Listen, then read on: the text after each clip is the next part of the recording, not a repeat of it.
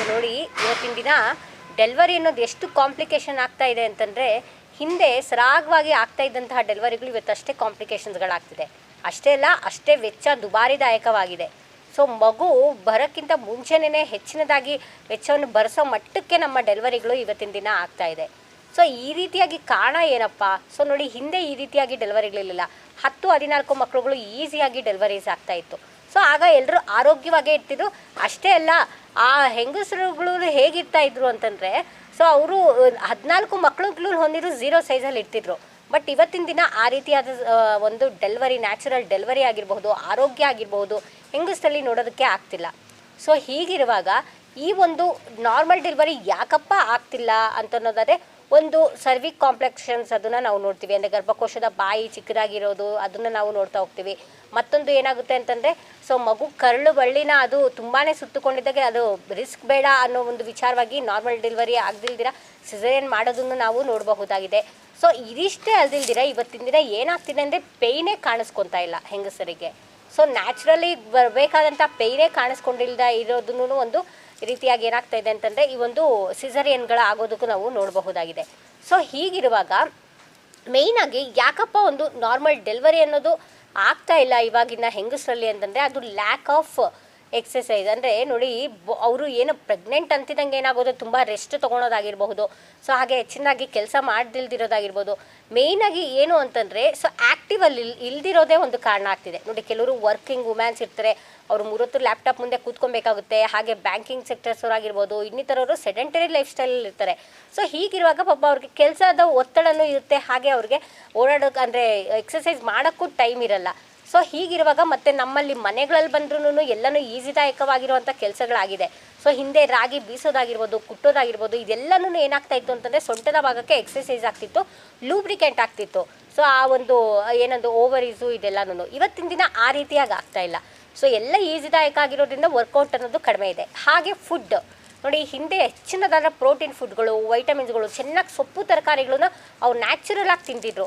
ಇವತ್ತಿನ ದಿನ ಏನಾಗೋಗ್ಬಿಟ್ಟಿದೆ, ಎಸ್ಪೆಷಲಿ ನಮ್ಮ ಎಲ್ಲ ಹೆಂಗಸರುಗಳು ಏನಾಗೋಗ್ಬಿಟ್ಟಿದೆ, ಈ ಆಧುನೀಕರಣ ಮತ್ತು ಈ ಒಂದು ಎಸ್ಪೆಷಲ್ ಸಿಟಿಯಲ್ಲಿರೋರೆಲ್ಲ ಏನಾಗಿರ್ಬೋದು, ತುಂಬಾ ಹೋಟೆಲ್ಗಳ ಫುಡ್ ತಿನ್ನೋದಾಗಿರ್ಬೋದು, ಅದರಲ್ಲೂ ಪಿಜ್ಜಾ ಬರ್ಗರ್ ತಿನ್ನೋದಾಗಿರ್ಬೋದು.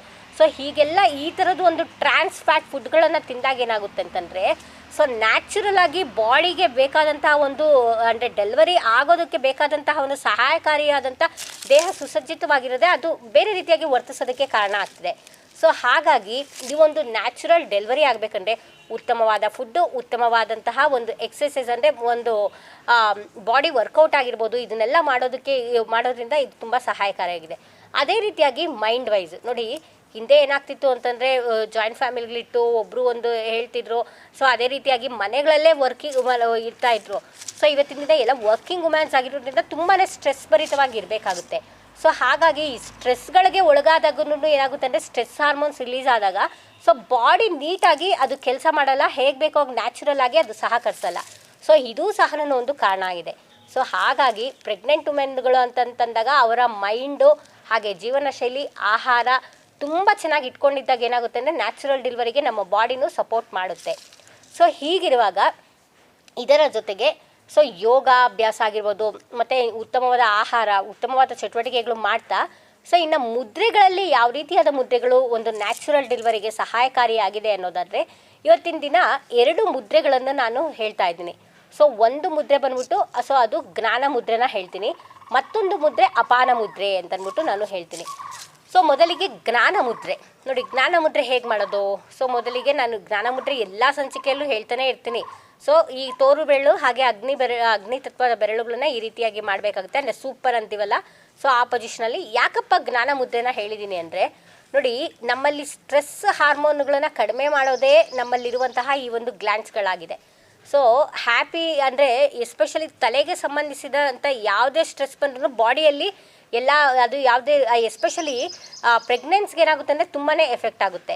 ಸೊ ಯಾವಾಗ ಮೈಂಡ್ ಕಾಮ್ ಆಗಿ ಕೂಲಾಗಿ ಚೆನ್ನಾಗಿರುತ್ತೋ, ಸೊ ಆಗ ಏನಾಗುತ್ತೆ ಅಂದರೆ ಎಲ್ಲ ರೀತಿಯಾಗೂ ಸಹಜವಾಗಿ ಕೆಲಸ ಮಾಡೋದಕ್ಕೆ ನಮ್ಮ ದೇಹ ಸುಸಜ್ಜಿತವಾಗಿರುತ್ತೆ. ಸೊ ಅದೇ ರೀತಿಯಾಗಿ ನೋಡಿ, ಬಿ ಪಿ ಒಂದೊಂದ್ಸತಿ ಏನಾಗುತ್ತೆ ಅಂದರೆ, ಬಿ ಪಿ ಹೈ ಆಗಿರ್ಬೋದು, ಪ್ರೆಗ್ನೆನ್ಸಿಯಲ್ಲಿದ್ದಾಗ ಥೈರಾಯ್ಡ್ ವೇರಿಯೇಷನ್ ಆಗುತ್ತೆ, ಬಿ ಪಿ ವೇರಿಯೇಷನ್ಸ್ ಆಗುತ್ತೆ. ಸೊ ಅದೇ ರೀತಿಯಾಗಿ ಕೆಲವರಿಗೆ ಡಯಾಬಿಟಿಸ್ ಸಹನೂ ಕಾಣಿಸ್ಕೊಳ್ಳುತ್ತೆ. ಸೊ ಇದೆಲ್ಲ ಯಾಕಪ್ಪ ಇತ್ತೀಚಿನ ಹಿಂದೆ ಇದೆಲ್ಲ ಇರ್ತಾ ಇರಲಿಲ್ಲ, ಇತ್ತೀಚಿನ ದಿನಗಳಲ್ಲಿ ಯಾಕಪ್ಪ ಕಾಣಿಸ್ಕೊತಾ ಇದೆ ಅಂದರೆ because of mind and food. So ಹಾಗಾಗಿ ಮೈಂಡನ್ನು ನಾವು ಕಾಮಾಗಿ ಇಟ್ಕೊಂಡಾಗ ಏನಾಗುತ್ತೆ ಅಂದರೆ ನಮ್ಮ ಬಾಡಿಯಲ್ಲಿನೂ ಬೇರೆ ಬೇರೆ ಯಾವುದೋ ಹಾರ್ಮೋನ್ಗಳು ವ್ಯತ್ಯಾಸ ಆಗದಿಲ್ದಿರ ಚೆನ್ನಾಗಿರೋದಕ್ಕೆ ಸಹಾಯಕಾರಿಯಾಗಿದೆ. ಸೊ ಹಾಗಾಗಿ ಪ್ರಾಣಶಕ್ತಿ ಸಂಚಲನ ತಲೆಯ ಭಾಗಕ್ಕೆ ಹೋಗಲಿ ಅಂತ ಈ ಒಂದು ಜ್ಞಾನ ಮುದ್ರೆನ ಪ್ರೆಗ್ನೆನ್ಸೀಸ್ಗೆ ಇದನ್ನು ತಿಳಿಸ್ಬೋದಾಗಿದೆ. ಮತ್ತೊಂದು ಮುದ್ರೆ ಅಂದರೆ ಅಪಾನ ಮುದ್ರೆ. ನೋಡಿ, ನಾರ್ಮಲ್ ಡೆಲಿವರಿ ಆಗೋಕ್ಕಾಗಿರ್ಬೋದು, ಹಾಗೆ ನಮ್ಮ ಅಂದರೆ ಏನು ನಮ್ಮಲ್ಲಿರುವಂತಹ ಒಂದು ತ್ಯಾಜ್ಯನ ಆಚೆ ಹಾಕೋದಕ್ಕಾಗಿರ್ಬೋದು, ಸೊ ಹಾಗೆ ಪೀರಿಯಡ್ ಸಂಬಂಧಿಸಿದಂಥ ಎಲ್ಲ ಇದಕ್ಕೂ ಆಗಿರ್ಬೋದು, ಮುಖ್ಯವಾಗಿ ಬೇಕಾಗಿರುವಂಥ ವಾಯು ಯಾವುದಂದರೆ ಅದೇ ಅಪಾನ ವಾಯು. ನಮ್ಮಲ್ಲಿ ಪಂಚವಾಯುಗಳು ಅನ್ನೋದಿದೆ, ವ್ಯಾನ, ಉದಾನ, ಸಮಾನ, ಪ್ರಾಣ, ಹಾಗೆ ಅಪಾನ ಅಂತಂದ್ಬಿಟ್ಟು. ಸೊ ಈ ಅಪಾನವಾಯು ಕೆಲಸ ಏನಪ್ಪ ಅಂತಂದರೆ ಈ ದೇಹದ ಇಷ್ಟು ಭಾಗದಲ್ಲಿರುವಂತಹಕ್ಕೆ ಕೆಲಸ ಮಾಡೋ ಅಂಥದ್ದಾಗಿದೆ. ಅಷ್ಟೇ ಅಲ್ಲ, ಆಚೆ ಏನು ಇದನ್ನು ಮಾಡಬೇಕು ಅಂದರೆ ಪುಷ್ ಮಾಡಬೇಕು, ಅದೆಲ್ಲದಕ್ಕೂ ಅಪಾನ ವಾಯು ಅನ್ನೋದು ಸಹಾಯಕಾರಿಯಾಗಿದೆ. ಸೊ ನಾರ್ಮಲ್ ಡೆಲಿವರಿಗೆ ಉತ್ತಮವಾದಂಥ ಸಹಾಯಕಾರಿಯಾಗಿರೋದೇ ಅಪಾನ ವಾಯು. ಸೊ ಹಾಗಾಗಿ ಅಪಾನ ಮುದ್ರೆ ಅನ್ನೋದು ನಾರ್ಮಲ್ ಡೆಲಿವರಿಗೆ ತುಂಬಾ ಸಹಾಯಕಾರಿಯಾಗಿದೆ ಅಂತಂದ್ಬಿಟ್ಟು ಇವತ್ತಿನ ಅಪಾನ ಮುದ್ರೆ ಅನ್ನೋದು ನಾನು ಹೇಳ್ತಾ ಇದ್ದೀನಿ. ಸೊ ಅಪಾನ ಮುದ್ರೆ ನೋಡಿ, ಈ ಕೈಗಳನ್ನು ತಗೊಂಡು ಸೊ ನಿಮ್ಮ ಮಧ್ಯದ ಬೆರಳು ಉಂಗುರ ಬೆರಳನ್ನು ಈ ರೀತಿ ಮಡ್ಚುತ್ತಾ ಸೊ ಈ ಹೆಬ್ಬೆರಳನ್ನ ಇದು ಈ ರೀತಿಯಾಗಿ ಹಿಡಿದಿಟ್ಕೊಬೇಕು. ನೋಡಿ, ಜಿಂಕೆ ಬರುತ್ತಲ್ಲ ಆ ಶೇಪಲ್ಲಿ ಇರುತ್ತೆ. ಸೊ ಹೀಗೆ ಮಾಡೋದ್ರಿಂದ ಏನಾಗುತ್ತೆ ಅಂತಂದರೆ ಅಪಾನ ವಾಯು ಅನ್ನೋದು ಸಮಸ್ಥಿತಿಯಲ್ಲಿ ಕೆಲಸ ಮಾಡೋದಕ್ಕೆ ಸಹಾಯಕಾರಿಯಾಗುತ್ತೆ.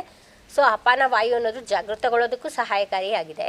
ಸೊ ಇದನ್ನು ಅಪಾನ ಮುದ್ರೆ ಅಂತಂದ್ಬಿಟ್ಟು ಹೇಳ್ತೀವಿ. ಪ್ರೆಗ್ನೆನ್ಸೀಸು ಇನ್ನೂ ಹೆಚ್ಚಿನ ಮುದ್ರೆಗಳು ಯಾವುದೋ ಇದೆ, ಬಟ್ ಆದರೆ ಕೆಲವೊಂದು ಪ್ರೆಗ್ನೆಂಟ್ಸ್ ಅಂತಂದಾಗ ಕೆಲವೊಂದು ಮುದ್ರೆಗಳ ಮಾತ್ರ ಅವ್ರಿಗೆ ಸೀಮಿತ ಆಗಿರುತ್ತೆ. ಸೊ ಹಾಗಾಗಿ ಈ 2 ಮುದ್ರೆಗಳನ್ನು ಮಾತ್ರ ನಾನು ಇವತ್ತಿನ ದಿನ ತಿಳಿಸ್ತಾ ಇದ್ದೀನಿ. ಸೊ ಪ್ರೆಗ್ನೆಂಟ್ ಇದ್ದಾಗ ಜ್ಞಾನ ಮುದ್ರೆ ಹಾಗೂ ಅಪಾನ ಮುದ್ರೆನ ನಿರಂತರವಾಗಿ ಮಾಡ್ತಾ ಬಂದರೆ ಅದು ನಾರ್ಮಲ್ ಡೆಲಿವರಿಗೆ ಹೆಚ್ಚಿನದಾಗಿ ಸಹಾಯ ಮಾಡುತ್ತೆ ಅಂತ ಹೇಳ್ತಾ, ಸೊ ಇವತ್ತಿನ ದಿನ ಈ ಸಂಚಿಕೆಯಲ್ಲಿ ಪ್ರೆಗ್ನೆಂಟ್ ವುಮೆನ್ಸ್ಗಳೇನಿದ್ದಾರೆ, ಸೊ ಹಾಗೆ ಈ ಗರ್ಭಿಣಿ ಸ್ತ್ರೀಯರಿಗೆ ಬೇಕಾದಂಥ ಈ ಮುದ್ರೆಗಳನ್ನು ತಿಳಿಸುತ್ತಾ ಈ ಒಂದು ಸಂಚಿಕೆಯನ್ನು ಮುಗಿಸ್ತಾ ಇದ್ದೇನೆ.